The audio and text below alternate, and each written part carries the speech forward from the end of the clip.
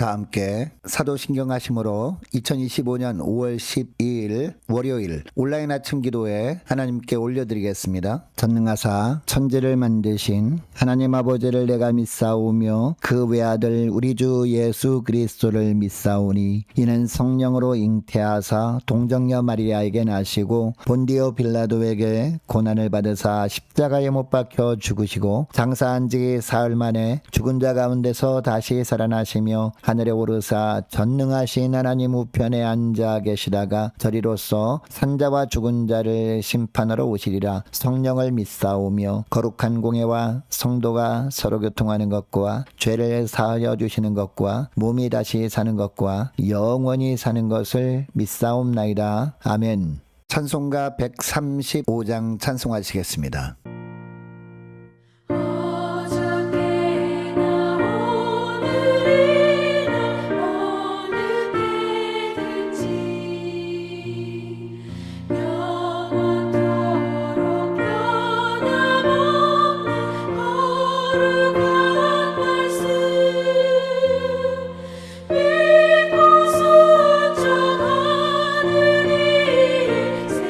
생명 되시며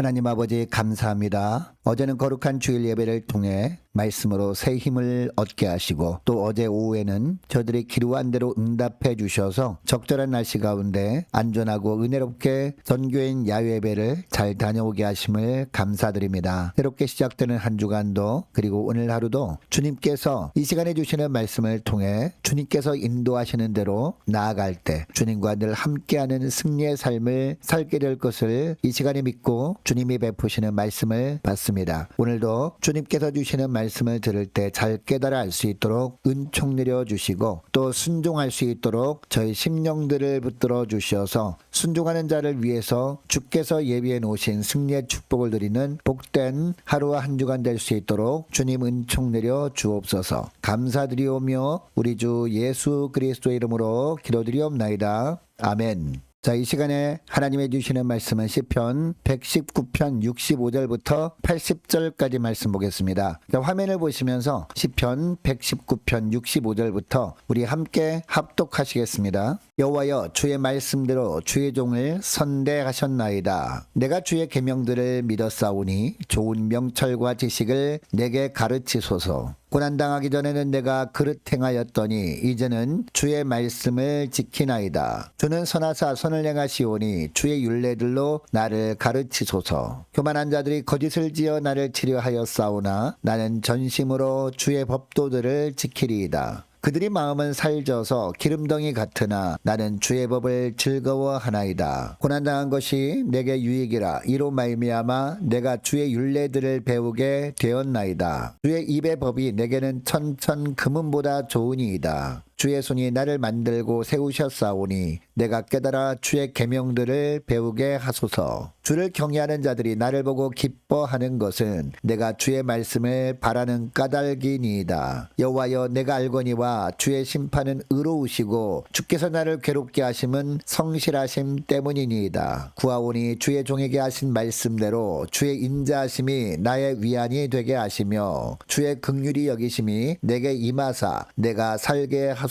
주의 법은 나의 즐거움이니이다. 교만한 자들이 거짓으로 나를 엎드러뜨렸으니 그들이 수치를 당하게 하소서. 나는 주의 법도들을 작은 소리로 읊조리리이다. 주를 경외하는 자들이 내게 돌아오게 하소서. 그리하시면 그들이 주의 증거들을 알리이다. 내 마음으로 주의 율례들에 완전하게 하사 내가 수치를 당하지 아니하게 하소서. 아멘. 여러분, 우리가 사는 인생은 평안한 시기를 지날 때가 있고 고난의 때를 지날 때가 있습니다. 그런데 많은 분들이 고난은 별로 좋아하지 않습니다. 왜냐하면 고난은 자신의 발목을 잡는 존재라고 여기기 때문입니다. 그러나 성경을 보면 하나님은 고난의 과정을 통해서 우리의 믿음을 더욱 성숙하게 하실 때가 많습니다. 아브라함이 바로 대표적인 예입니다. 여러분, 하나님께서 갈대아 우르에서 넉넉하게 살던 아브라함에게 어느 날 부모와 친척들이 사는 그 본토 땅을 떠나서 하나님이 지시하는 땅으로 가라라고 말씀하십니다. 여러분, 이 말씀에 아브라함의 순종에서 간 곳이 어디였습니까? 비옥한 갈대아우르 지역과는 비교할 수도 없는 척박한 가나안 땅이었습니다. 하나님의 비를 내려주시지 않으면 꼼짝없이 굶을 수밖에 없는 곳이었습니다. 이곳에 도착한 지 얼마 지나지 않아서 기근이 들기도 했습니다. 여러분, 이때부터 아브라함이 만났던 수많은 고난 때문에 아브라함은 육신적으로 정말 힘들었을 겁니다. 그러나 이런 고난들을 통해서 하나님은 아브라함의 믿음을 더욱 성장시킵니다. 그래서 믿음의 조상으로 믿음이 자라게 하십니다. 여러분, 야곱도 그리고 요셉도 모세도 고난을 통해서 더욱 믿음이 성장한 예들입니다. 이것을 시편 기자도 잘 알고 있었기 때문에 67절 말씀을 보면 시편 기자가 이런 고백을 합니다. 고난 당하기 전에는 내가 그릇 행하였더니 이제는 주의 말씀을 지키나이다 라고 고백을 한 겁니다. 고난 당하기 전까지는 고난이 더욱 믿음을 깊게 해준다는 사실을 모르고 하나님께 기도할 때 고난은 제발 좀 막아주시고 늘 평탄한 삶을 달라고 간구하며 살았을 겁니다. 그런데 아마도 하나님은 시편 기자의 기도대로 응답해 주지 않으셨던 것 같습니다. 오히려 기대하지 않았던 그리고 견딜 수 없을 것 같은 어려움을 주셨던 것 같습니다. 물론 처음에는 너무 힘들었을 겁니다. 그래서 이 고난에서 벗어나게 달라고 기도했을 겁니다. 그런데 이런 고난의 시기를 지나면서 깨달은 사실이 있었습니다. 고난 당하기 이전보다 비교도 할 수 없을 정도로 고난의 기간에 하나님께 더 많이 나아가 엎드려 기도했음을 알게 된 겁니다. 겁니다. 이처럼 고난 중에 계속 기도하다 보니까 자신의 믿음이 성장한 것을 깨닫게 된 겁니다. 그래서 이제는 내 뜻 버리고 주님의 말씀 따라 살겠다고 고백한 겁니다.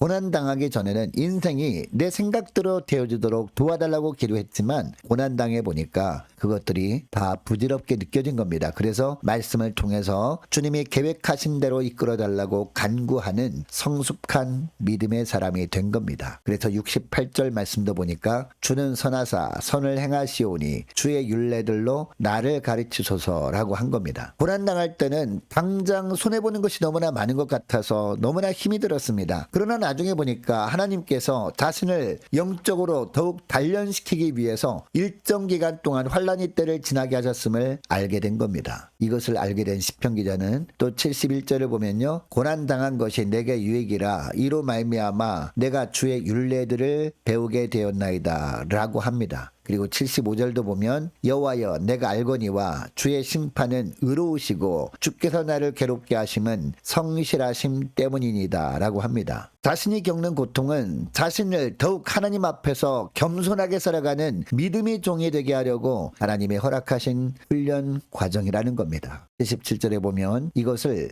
하나님의 자신을 긍휼히 여기심이라고 표현합니다. 그래서 고난이 자신에게 유익이었다라고 한 겁니다. 여러분, 시편 기자는 이처럼 하나님께서 고난을 통해서 자신의 믿음을 더욱 자라게 하시는 것을 깨닫고 다른 믿음의 지체들에게 시선을 돌립니다. 하나님을 경외하며 사는 자들 중에 자신이 겪었던 동일한 고난 때문에 힘들어하는 지체들에게 관심을 돌렸다라는 겁니다. 자, 74절 말씀이 바로 그 말씀인데요. 74절 말씀을 보니까 주를 경외하는 자들이 나를 보고 기뻐하는 것은 내가 주의 말씀을 바라는 까닭이니이다 라고 합니다. 그리고 79절도 보면 주를 경외하는 자들이 내게 돌아오게 하소서 그리하시면 그들이 주의 증거들을 알리이다 라고 합니다. 행여나 주를 경외하는 자들이 실족할까봐 염려한 겁니다. 그래서 주님을 경외하는 자들이라면 한 사람도 나고하는 사람이 없이 고난을 만날 때마다 자기를 보고 더욱 하나님 앞에 엎드려 하나님의 뜻을 깨닫는 계기가 되기를 기대한 겁니다.